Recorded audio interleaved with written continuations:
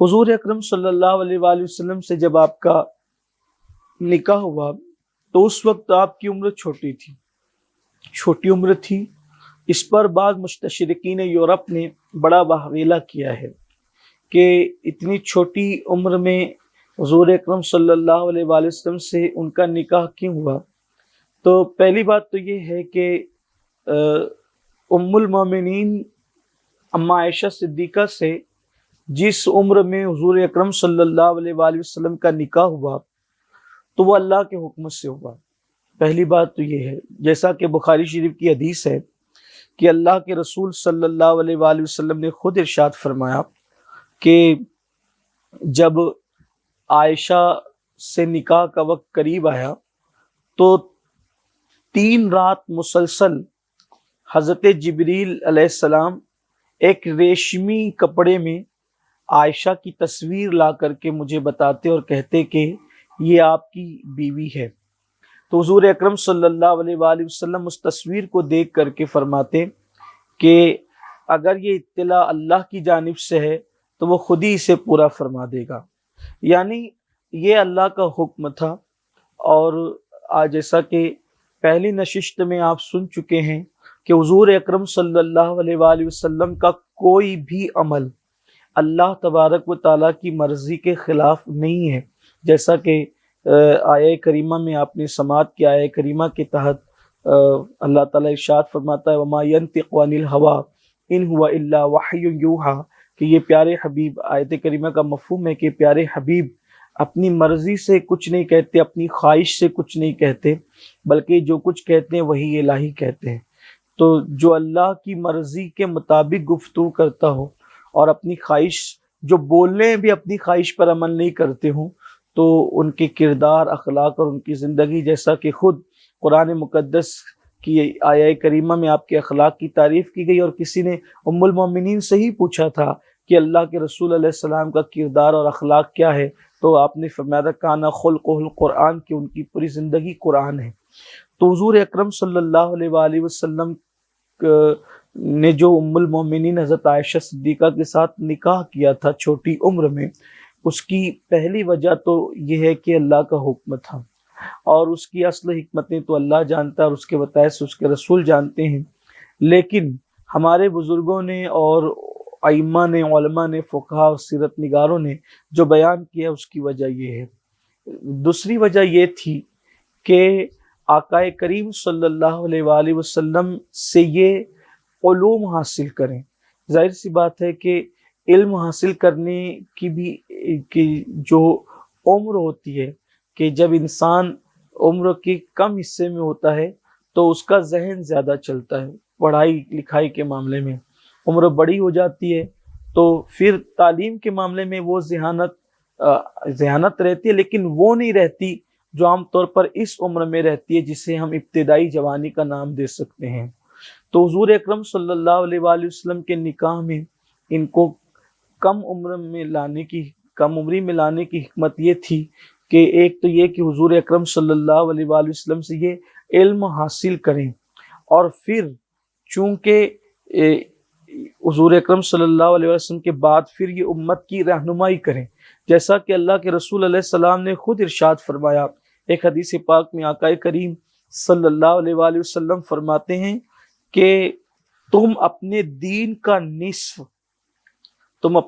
کا نصف یعنی آدھا علم اس حمیرہ یعنی عائشہ صدیقہ سے حاصل کرو، یعنی آدھا دین،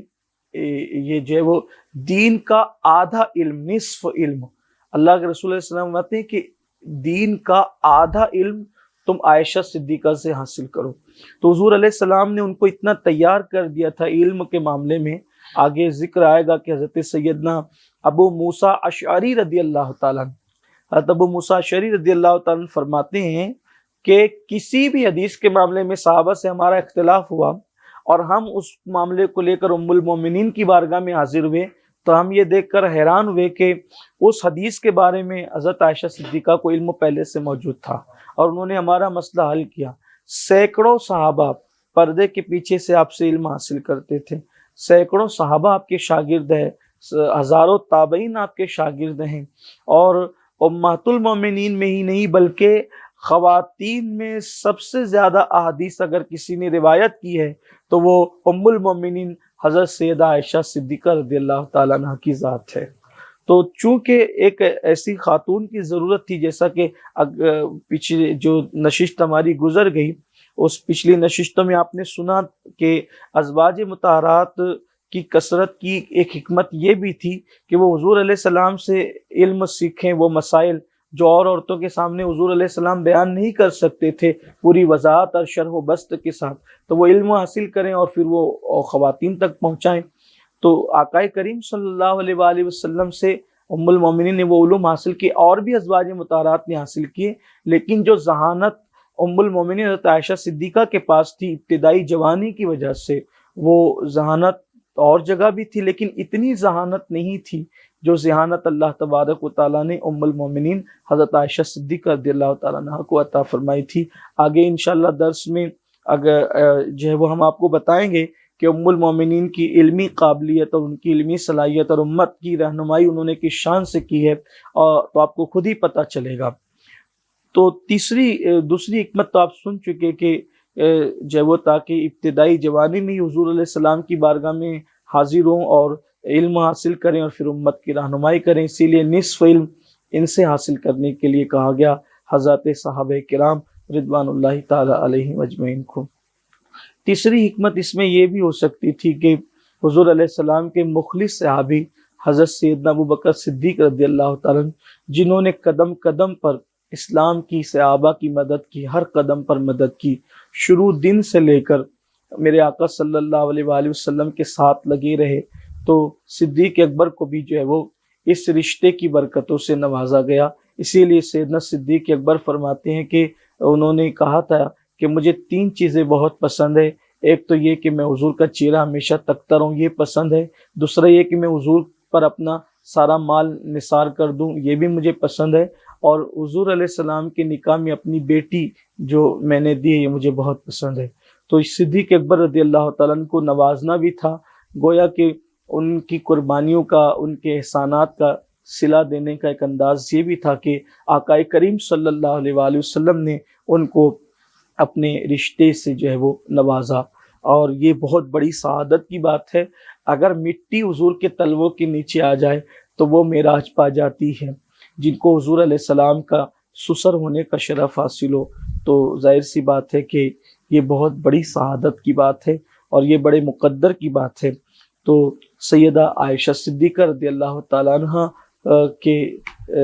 نکاح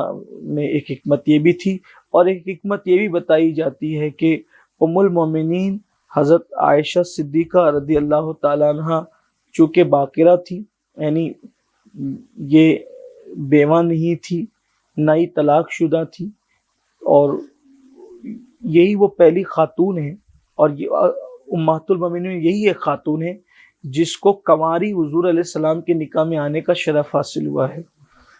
اسی لیے آپ فرماتی بھی تھی، بڑے فخر سے فرماتی تھی کہ میں ہی ایک ہوں کہ مجھے حضور علیہ السلام کے نکاح میں کنواری آنے کا شرف حاصل ہوا ہے، اور میں حضور کے نکاح میں کنواری آئی ہوں۔ باقی تمام ازواج مطہرات یا تو بیوہ ہوئی ہے، یعنی پہلے، اور اس کے بعد یا پھر ایک ام المومنین طلاق شدہ بھی اس میں سے تھی، جیسا کہ ان کا ذکر جب آئے گا تو ہم عرض کریں گے انشاءاللہ تعالیٰ۔ تو اس پر بہت خوش ہوتی تھی اور اظہار فرماتی تھی۔ تو چونکہ یہ کنواری آئی ہے، مگر اللہ تبارک و تعالیٰ نے پھر کسی بھی ام المومنین کو اولاد نہیں دی۔ ظاہر سی بات ہے کہ ازواج مطہرات سے نکاح کی حکمت تو یہی تھی کہ وہ حضور سے دین سیکھیں اور دین سیکھنے کے بعد اس کو پھیلائیں۔ تو چونکہ اگر ان کو اولاد دی جاتی تو پھر یہ اولاد کی پرورش اور تربیت میں مصروف ہو جاتی، اور جو مقصد کے لیے ان کو آقا کریم صلی اللہ علیہ وآلہ وسلم کے نکاح میں لایا گیا تھا وہ مقصد فوت ہو سکتا تھا۔ کیونکہ آپ جانتے ہیں، سننے والے ہمارے سامعین اور ناظرین جانتے ہیں کہ جب کوئی خاتون کو بچہ ہو جاتا ہے تو اس کی پوری توجہ اس کی طرف مبذول ہو جاتی ہے اور طرف سے ہٹ جاتی ہے۔ رہی بات امہات المومنین کا حضور کے نکاح میں آنے کے بعد ان کی اولاد نہ ہونا، یہ قطعاً عیب کی بات نہیں ہے، کیونکہ ان کو تو لایا ہی گیا تھا اس لیے کہ وہ حضور سے علم سیکھیں اور حضور کی ازدواجی زندگی اور خواتین کے جو مسائل ہیں اس پر وہ قوم کی رہنمائی کریں، امت کی رہنمائی کریں۔ رہی بات اولاد کے حوالے سے، تو یہ کیا کم ہے کہ جو بھی کلمہ قیامت تک پڑھے گا وہ امہات المومنین کے بیٹوں میں شمار کیا جائے گا، اور وہ سب حضور علیہ السلام کی تمام ازواج مطہرات مومنین کی مائیں ہیں الحمدللہ تعالی۔ تو ام المومنین کا جو نکاح ہے وہ مکۃ المکرمہ میں ہوا ہے، اور ہجرت سے جو ہے وہ 1 سال قبل ہوا ہے، یعنی کہ ام المومنین حضرت خدیجہ الکبریٰ کے وصال کے بعد آقا کریم صلی اللہ علیہ وسلم کی طبیعت میں کچھ غم کی کیفیت تھی، تو آقا علیہ السلام کو مشورہ دیا گیا کہ یا رسول اللہ آپ نکاح فرما لیں، اور پھر اس کے بعد حضور علیہ السلام نے جب وہ ام المومنین حضرت عائشہ صدیقہ رضی اللہ تعالیٰ عنہ سے نکاح کیا، اور بھی نکاح ہوئے، اس کی تفصیل انشاءاللہ آگے آ رہی ہے۔ اور پھر چونکہ وہ مکۃ المکرمہ میں آقا کریم صلی اللہ علیہ وآلہ وسلم نے ان سے نکاح فرمایا، لیکن وہ پھر حضور کے حرم میں نہیں آئی، مکہ شریف میں ہجرت کے بعد وہ آقا کریم صلی اللہ علیہ وسلم کے حرم میں آئی۔ اس وقت تو شوال المکرم کا مہینہ تھا اور پہلی ہجری تھی، اور مدینہ منورہ میں ان کو آقا کریم صلی اللہ علیہ وآلہ وسلم کے حرم پاک میں، حرم محترم میں آنے کا شرف حاصل ہوا۔ یہ وہ خاتون ہیں کہ جو پیدا ہی اسلام میں ہوئی ہے، یعنی کہ ان کے والد بھی مسلمان تھے اور ان کی والدہ بھی مسلمان تھی، اور یہ مسلمان ماں اور مسلمان باپ دونوں کے ذریعے سے، حالانکہ جو اور بھی ازواج مطہرات ہیں وہ بعد میں اسلام لائیں، لیکن یہ جو وہ پیدا ہوئی تو یہ مسلمان گھرانے میں پیدا ہوئی۔ ام المومنین حضرت عائشہ صدیقہ رضی اللہ تعالیٰ عنہ کی یہ بھی ایک خصوصیت ہے۔